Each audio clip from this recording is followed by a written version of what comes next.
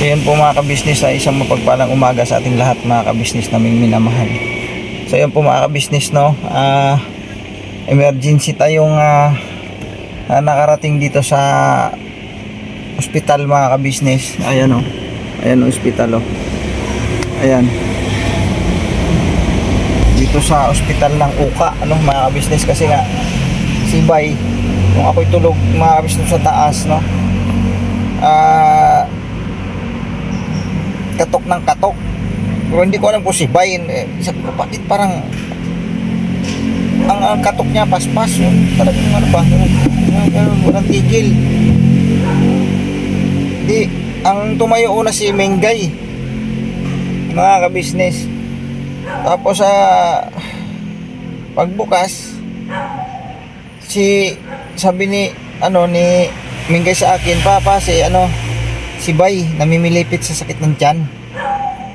Di ako mga kabisnes, kasi masama din ang pakiramdam ko kahapon dahil nahihilo nga rin ako mga kabisnes. Buti na lang at si Mengay galing dun sa Kibi ay may dinalang gamot, kasi si Mengay pumunta doon at binanggit niya kay ate, binigyan si Mengay ng gamot at dinala sa balkon. Ay nakainom ako ng gamot. Masama din ang pakiramdam ko. Buti na lang kahit paano ay nakainom ako ng gamot. Kaya medyo na igi-igi, kumbaga nahiga ako ng nahiga. Gali ako sa church, muntik akong bumagsak doon. Parang iba talaga ang pakiramdam ko rin, kasi masakit ang ulo ko, tapos masakit yung ilong ko dito, tapos giniginawa ko, tapos para akong nasusuka, tapos nahihilo ako. Kaya ang ginawa ko, natulog doon sa balkon mga bandang alas 5, mga alas 6 ganyan. Natulog na ako, nahiga lang ako ng nahiga kasi masama ang pakiramdam ko. So ito na nga, itong madaling araw, ito ng mga oras na to, mag-alas 3 na eh. Yun na nga, si Bay namimilipit sa sakit ng tiyan. Yun pala, kaya siya umakyat kasi gusto magpadala ng ospital mga kabisnes. Kaya sabi ko, Mengay, tumawag ka kay ate, kasi di man pwedeng magmotor tayo, kasi siyempre kasama pa si Junjun. Di sabi ko, tawagan mo si ate at baka pwede tayo makahiram ng van.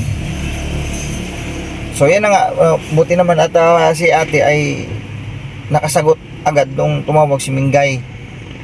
Di kinuha ko itong van, itong metallic, itong kay Papa Dins, ito yung daladala namin ngayon para makapunta dito. Takbo agad mga kabisnes. At sa awa ng Panginoong Diyos naman ay ito na, nakarating na kami dito. Andun sila ngayon sa information center para magpipill up yan dyan bago yan dalhin sa loob. Kasi yun naman talaga patakaran dito eh. Information ka muna, yan, magpipill up yan sila dyan. So andyan sila ngayon sa information center. Nag-fill up doon si Junjun. Hindi ko malaman kung ano ang dahilan kung bakit sumakit ang kanyang yung sikmura niya eh, ang lagi niyang inano dito. Tapos hinaplasan ko, sobrang lamig ang kanyang pawis, kasi pinawisan siya eh. Malamig yung kanyang pawis sa likod, sobrang lamig. Tapos putlang-putla si Bay. Ang naalala ko lang sa kanya kahapon, naglaba kasi yan siya eh. Naglaba siya kahapon ng umaga, naglaba na yan, nakita ko na yan siya kahapon ng umaga. Naglaba na, tapos bandang tanghali nagbigay sa akin siya ng ulam. Meron siyang ulam na buto-buto, yan, karne, ulam, nilagang buto-buto. Binigyan niya ako sa taas. Tapos siyempre kumain na rin sila. Sabi ko, kumain ka na ba? Kumain na ako, kumain na kami. Sabi ko, salamat. Bandang manghapon na ay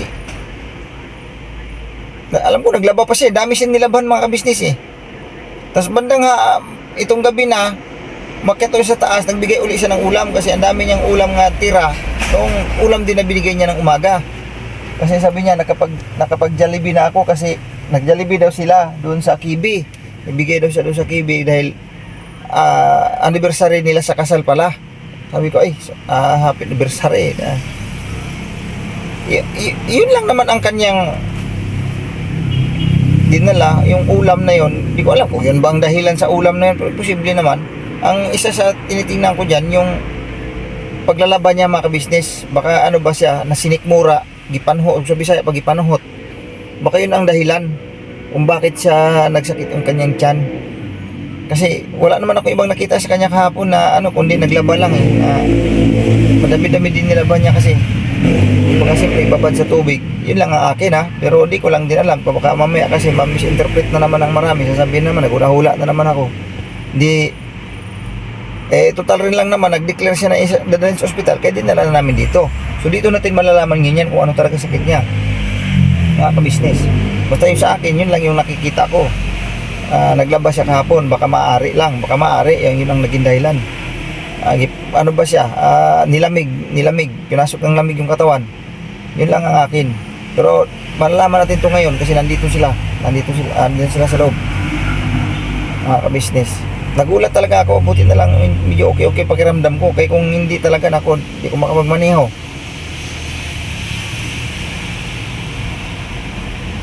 Wala nga akong yung vlog nga ni Mengay, hindi ko pa na-edit mga kabisnes kasi masama nga yung pakiramdam ko. Si Mengay yung nag-vlog kagabi kasi wala talaga, hindi ko kaya talaga, wala sa mood kasi hindi kaya talaga ng katawan, hindi ko kaya. Buti naman at nakapagpahinga ako, ito na nga,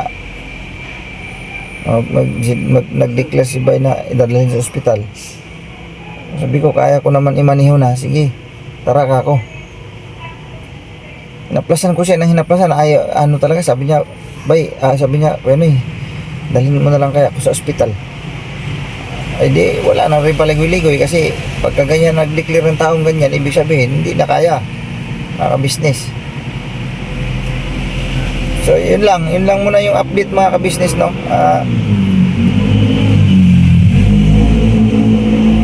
Sana lamig lang, sana lamig lang. Huwag naman sanang mabot pa sa kung ano pa man na sakit na malala baga, huwag naman sana. Ang hirap din ng may sakit mga ka-business. Ang hirap talaga sa ako mga ka-business, sa sarili ko. Ang laki ng pinagbago ng aking yung galawan ko sa katawan ko, ang laki ng pinagbago mga ka-business. Kunting kibot lang, may mga mararamdaman ka na.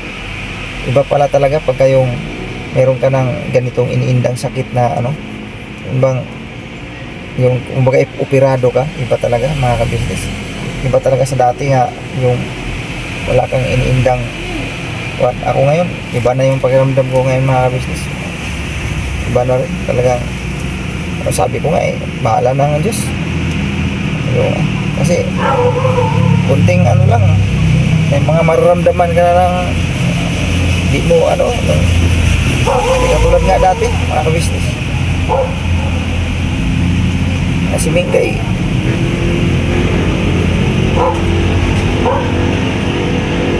iling-iling hanggang doon na lang, iling-iling, wala tayong magagawa ako. Dito na to haharapin talaga natin to. Sabi niya, ang katawan mo iba na talaga sa dati. Sabi ko, iba na talaga. Kunting lang ngayon, may maramdaman ka, parang agad-agad hapong-hapo ka na. Yun nga lang kahapon, nahihilo ako. Tapos pakiramdam ko parang sobrang hapong-hapo na kaagad. Iba yung dati-rati naman kung mga ganyan-ganyan na pag nahihilo, konting pahinga lang yan, okay na ngayon mga ka-business, iba na, mahahapo ka kaagad, parang sobrang tamlay kaagad ang pakiramdam mo. Wala kang lakas. Yun yung akin ngayon mga ka-business. Pero sabi ko nga, magagawa ko, ito na yun tinitiis ko na lang din mga ka-business. So yun lang muna mga ka-business na may minamahal, pakisamahan nyo po kami sa sitwasyong ito.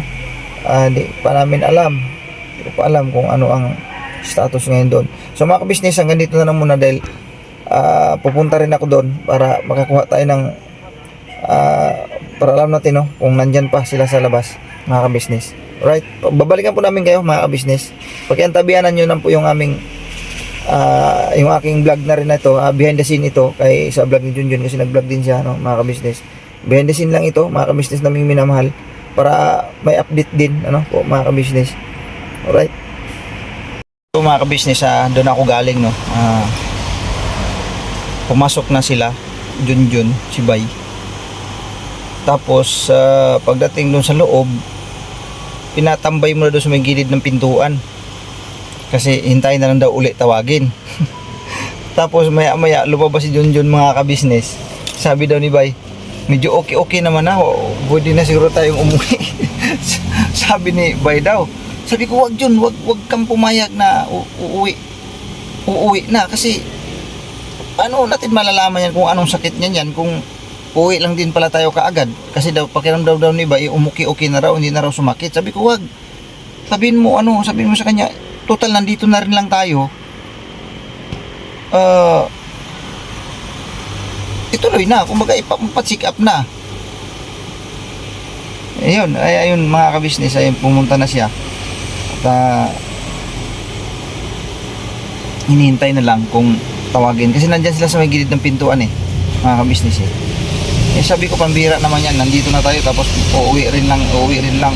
Sayang yung ating pagpunta dito, tapos uwi lang din tayo ng hindi man lang napatingin sa doktor, mga kabisnes. Sabi ko Jun, huwag ka pumayag, baka mamaya tatango ka rin dyan na uuwi na lang tayo. Nako, sayang ka ko yung natin pagpunta rito. Paano natin malalaman yan? Malay mo kung mayroon pang ibang akong malalim na dahilan yan kung bakit sumakit yung sikmura niya. Ayun, sinabihan ko. Sabi ko, wag kang pumayag. So yan po, mga kabisnes, ayun nga, habang nakaupo ako doon kanina, may mga nakakausap din ako dyan, ano ba yung pangalan nun, nakalimutan ko, mga kabisnes. May daming pasyente daw, sabi nga niya, daming pasyente dyan, kanina pa kami rito, kasi yung anak nga daw niya ay nakabundol ng tao, kaya nandyan, dinala nila. So, tabayanan na lang po natin, mga kabisnes, kung ano yung update, mga kabisnes na may minamahal. Basta yun na sila, nasa loob na, tatawag na, hintayin na lang natin kung ano yung pwedeng, kung ano pa yung pwedeng dyan. Baka may iutos din si Junjun. Nandito naman ako, mga kabisnes. Salamat na lang sa Panginoon Diyos at medyo umigi-igi yung aking pakiramdam, mga kabisnes na may minamahal. Right? Yun po, mga kabisnes, babalikan po namin kayo. Yung sinilip ko, mga kabisnes, doon ay nakapasok na sila Bay. Dinala doon sa may dulas, dito na sa may loob na, mga kabisnes. Wala na sila doon sa may lobby, nandun na sila sa loob, mga kabisnes. Ayun na nga yung may nakausap po kanina, no, yung anak niya nakabangga daw, sabi niya magpa-shout out daw siya, si Nixon Villasana, shout out sa'yo, bro. Siya ang naging kausap ko dyan kanina sabi niya, baka ulcer yung sakit ng kasama mo. Sabi ko, di ko nga rin alam sabi niya, dapat inasikaso na ng doktor yan kasi namilipit na sa sakit ng tiyan. Sabi, oo nga proseso daw kailangan tatawagin pa. Sabi niya, dapat hindi ganyan, pagkatulad ng ganyan na emergency na namimilipit na sa sakit yung tao, tapos hintayin pang tawagin. Sabi ko, yun nga ang mahirap dito Kako, wala tayong magagawa kasi yun ang gusto nila. Ayun, buti naman at saan ng Diyos andun na, nakapasok na, mga kabisnes. So, maghintay na lang tayo kung mutawag was yun kung ano bang kailanganin. Hintayin na lang natin, mga kabisnes. Mag-antabay lang ako rito, mga kabisnes na minamahal. Ayun po, magpapahinga muna kasi alas 3 pa lang ng madaling araw Alright. Shout out ka muna sa mga tropa pits. Hello sa mga taga-Catanduanes, kahit binagyo kayo dyan, nakakaraos din kayo dyan. Nandito ko sa hospital kasi yung anak ko nakabangga, sinamahan ko magpagamot. Kayang mabuti may vlogger dito ko na pinaano yung kong mensahe ko sa inyong makita nyo, saka yung kong binagyo kayo dyan, makakaraos kayo, at least buhay kayo, walang nangyari sa inyo. Kaya grabe yung sa inyo lahat mga taga-Catanduanes. Tinamaan din sila ng gusto doon, no? Catanduanes na yun? Maraming damage, kawawa Oo. yung mga ano doon sa amin. Ngayon po mga kabisnes, sila yung tinamaan ng gusto din sa nung nakaraang bagyo na ito nagdaan lang ano. Oo. Nung si Uwan. Uwan. Si bagyong Uwan mga kabisnes tinamaan ng Catanduanes. Catanduanes pala to si Sir Nixon mga kabisnes. Nakilala ko lang siya dito sa ospital dahil nga dinala ko si Bay dito sa ospital. Opo. So yun po mga kabisnes, wait lang po kasi tinawag na si Nixon. Right? Babalik lang ako natin. So yun po mga kabisnes, tutuloy ko na lang dito. Naputol yung usapan namin ni si Nixon Villasana, no? Nakilala ko lang siya dito sa ospital mga kabisnes. Tinawag na siya dahil kumbaga siya yata ang sasagot dun sa yung nabangga daw ng kanyang anak nga, no? Nakakwentuhan ko siya. At siya pala ay taga-tubong Catanduanes mga kabisnes. Yun po yung binanggit niya kanina na ano daw yung parang nangumusta siya doon sa kanyang mga kamag-anakan sa probinsya kasi nga yung mga tinamaan ng bagyo mga kabisnes. Dito siya sa ngayon nakatira sa Maynila sa may parting Commonwealth ba yun sabi niya. At shout out dyan sa kamag-anakan ni Nixon, no, Villasana, dyan sa parting Catanduanes mga kabisnes. Yung mga nagdaang bagyo nga mga kabisnes, hindi rin biro ang kanilang inabot doon. Talagang sila kasi ang napuruhan doon sa bagyong Uwan mga kabisnes. Ngayon nga nanawagan siya na mag-ingat kayo dyan at salamat naman daw dahil nabalitaan daw niya na okay naman yung kalagayan, hindi bali daw walang pira at least buhay, hindi bali daw bali hirap man sa buhay at least buhay daw ang mga kamag-anakan niya doon mga kabisnes. Kasi alam naman natin kung ano yung dinanas nung mga karatig probinsya tulad nung Catanduanes na tinamaan talaga ng husto sa bagyong Uwan. Grabe yung bagyo na yun mga kabisnes, pati yung nauna pang bagyo yung si Tino mga kabisnes na sa parting Cebu na talaga namang marami nga naman talagang napinsala, kabuhayan, ultimo buhay ng tao, ang daming mga ari-ariang na nawala, daming taong nasawi mga kabisnes. Grabe yun. Total rin lang na pag-usapan yung tungkol sa bagyo mga kabisnes. Kaya pagka may mga ganoon talaga rin na malalakas na bagyo na ibinalita ng ating kumbaga dito sa news, no, sa news pag mga nabalitaan tayong ganyan, dapat po talaga wag nang mag-alinlangan kung mag-declare ang mga local government na likas na talaga. Kasi katulad nun mga kabisnes na naging kampante ang marami dahil kung akala nila hindi babaha ng ganon kasi hindi naman daw nangyari sa kanila sa hinabahaba ng panahon, hindi naman daw nangyari na may mga baha na ganon. Ngayon nagulat sila dahil ang tubig biglang tumaas, na nagulat ang lahat. Kaya nga tinan mo ang nangyari sa Cebu, grabe, was out talaga mga kabisnes yung sa halos sa buong syudad ng ng Cebu mga kabisnes. Tapos yung nangyari sa Catanduanes, ayun si Sir Nixon, no? Maraming pala yun si Sir Nixon, mabait na tao, okay sa kausap. Kinausap rin, hindi ko nang kinausap marami pala siya mga paupahan dito sa may parting Fairview. Sabi niya meron siyang dusing paupahan din na mayroon pa siyang mga iba pa, no? Sabi na kwento niya lang din kasi sarap nga rin yung kwento niya sa buhay niya kasi nanggaling na din siya sa wala. Dating nangupahan na rin daw siya, tapos masyado pa raw siyang underestimate ng mga tao na wala siyang kakayahan. Tapos dumating sa punto na nagkaroon siya ng ganito na siya ngayon, buhay niya. Hindi na raw siya nagtatrabaho ng kumpanya, ayaw niya na raw mangumpanya. Tapos nagpatayo na lang daw siya ng mga apartment hanggang sa nakapagpatayo siya ng 12. Yung nasa baba lang 12. Tapos mayroon pa raw siya ngayong bagong ipinagpagawa na may mga second floor pa. Sabi ko grabe, no. Salamat sa iyo, sir, at naibahagi mo yung iyong buhay, no? Sabi niya, haba namin nagkwentuhan, di lang ako makapag-vlog mga ka-business ng maayos kasi nga bawal doon eh. Nakuha lang tayo ng maiksing video clip sa kanya, yung nanawagan siya sa probinsya nila.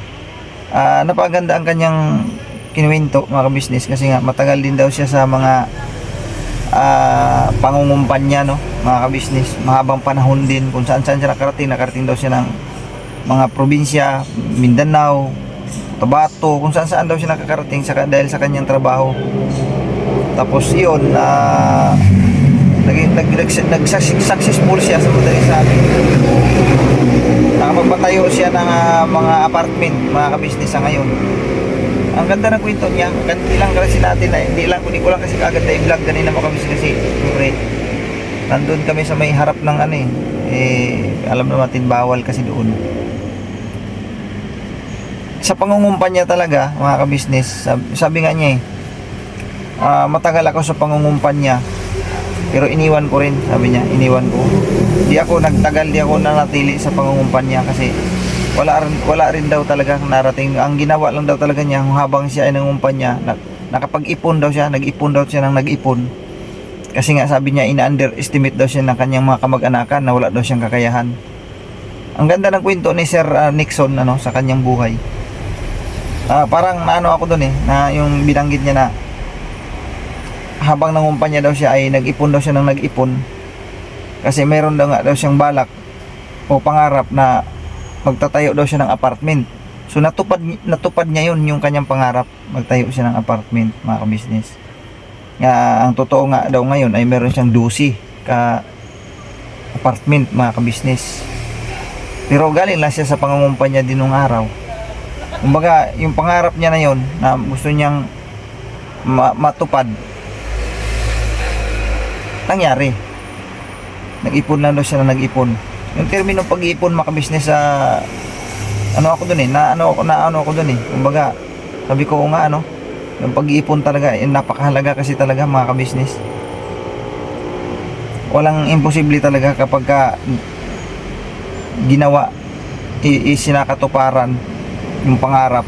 Naabot niya mga ka-business hanga ako sa kanyang determinasyon dahil yung kanyang pangarap naabot niya, natupad.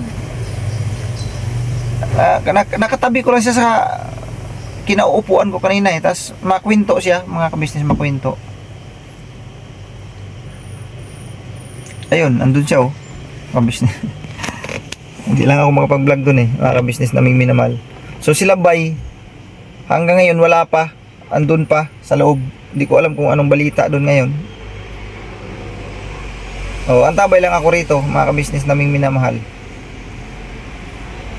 So yun lang po muna, makapag-idlip-idlip muna ako mga ka-business kasi alas 3 pa lang ng madaling araw mga 3:30 na mga ka-business. Ka-business, pauwi na tayo ihatid natin yung sasakyan doon at dito na si Bay sa Falcon, ibinaba na natin mga ka-business. Tapos yun nga ay mataas na yung kanyang WBC. Din meron din siyang nakitaan siya ng UTI. Saka ang daming mga ipinagbabawal sa kanyang pagkain mga ka-business. So yun po mga ka-business, dito na tayo, pauwi na ako mga ka-business. Ako antok-antok pa din, saka masama din kasi pakiramdam ko talaga. So sa awa ng Diyos naman, dito na iuwi na. So mayroon ng gamot na iniresita sa kanya mga ka-business. So yun po, hanggang dito na lang muna mga ka-business. Pabalikan po namin. Ito po mga ka-business naming minamahal, ito yung continuation lang doon sa vlog ko kagabi kay Patungulon kay Bayang. Ito yung behind the scene doon sa vlog ni Junjun kagabi. Kanina, madaling araw mga ka-business. Yun na nga. Yung resulta, batay doon sa binanggit nga ni Junjun ay WBC, no? Yung white blood cells ni Bay ay mataas. And then maraming ipinagbabawal din sa kanya kasi meron din siya, nakitaan din siya ng sa UTI. Then ano ba yun? Basta marami pa tapos marami din ipinagbabawal sa kanya ng mga pagkain, mga ka-business. So yun, Ngayon, sa ngayon naman, ang kondisyon naman ni Bay okay na, mga kabisnes. Medyo kinakabakabahan ang lahat, mga kabisnes, lalo pat si Kuya. Tumawag daw kay Junjun nung umaga na, no? Medyo nagliwanag na.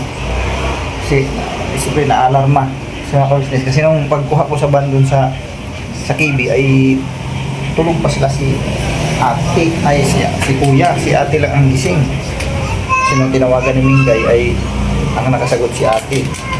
So, na ano si Kuya, medyo na-alarma sa nangyari. At sa awa na po yun ng Diyos mga kabisnes ay okay naman na. Tapos ano siya, acidic si Bay mga kabisnes. Isa na yan sa tinitingnan ko dyan, yung kaiinom din niya ng pag nito yung Cobra mga kabisnes. Malakas uminom si Bay kasi ng Cobra mga kabisnes. Medyo iwas na sana sa mga ganong inumin, no? Kasi delikado kasi talaga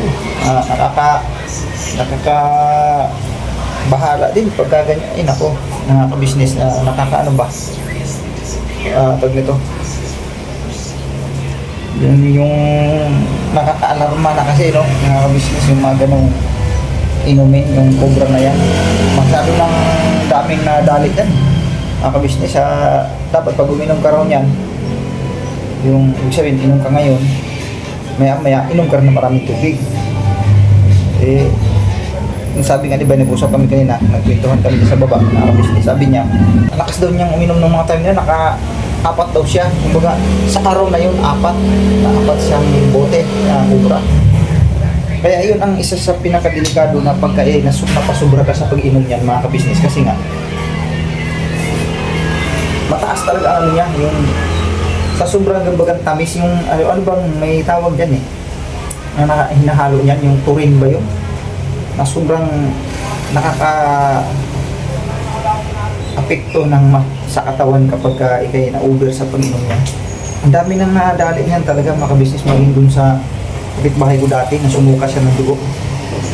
Dahil din dun sa kakaiinom niya ng Cobra. Mas mayroon pa akong kakilala niyan, yung taxi driver naman, na ginagawa din niyang panawid uhaw kapag kasi inuuhaw na uhaw. Uminom siya ng Cobra mga ka-business. Pagka malamig daw sandali lang daw yubusin na isang bote, tapos makalipas lang ang ilang oras, inom na naman. Lalo pagka panggabi ka kasi sa biyahe, lalo kung taxi ka, driver ka, tapos gabi mga ka-business, siyempre mainit ang katawan mo niyan Ang sarap nga namang uminom ng malamig. Kaya yun ang ginawa daw niya.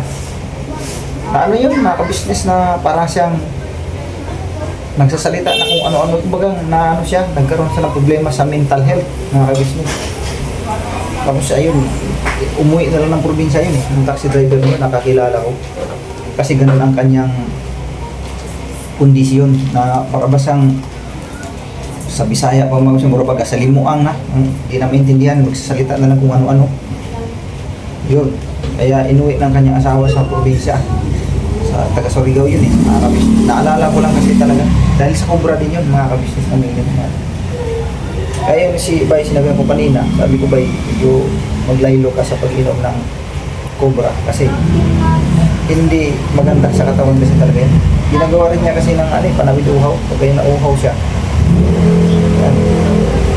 So yun lang, ayan, sa baba ngayon nagpapahinga. At may gamot naman na Nirsita, yun ang iniinom niya ngayon. So hanggang dito na lang mga ka-business, ito yung continuation lang sa aking vlog kanina umaga nga mga ka-business. Medyo na-alarma rin ako. Ang totoo, masama ang pakiramdam ko ng mga time na yun, pero hindi ko matiis si Bay kasi dito nga. Ano siya dito yung nagtuwad siya dito sa may pintuan namin, yung katoks ng katok. Pala masama na palang pakiramdam sa ospital. So yun, hindi ko matiis. Tao ng Diyos naman ay kaya ko naman na i-drive. Gaman, masama ang pakiramdam ko sa mga pagkakataon ng mga ka-business dahil ako, flat tire talaga ako, hilong-hilo ako, nangihinig yung katawan ko. Tapos yun, sa awa ng Diyos na nadala naman, takbo at hirap kami sa sakay ni ate. So hanggang dito na lang. God bless po sa ating lahat mga ka-business. Supportan po natin ang ka-business official Papa Dins TV, ka-business family. Siyempre ang ating famous Budang Official po mga ka-business. At sa lahat ng mga kagwang sa mga ka-business na may minamahal. God bless po sa ating lahat mga ka-business. Ganito na lang ang mga abang lingkod. Kagwang Buknoy Official. Please support po sa lahat ng vlogger sa kabuuan ng ka-business family. Right? Bira banat lang po mga ka-business. Never say goodbye. Tomorrow is another day. Bira banat. Puro-puro. Right?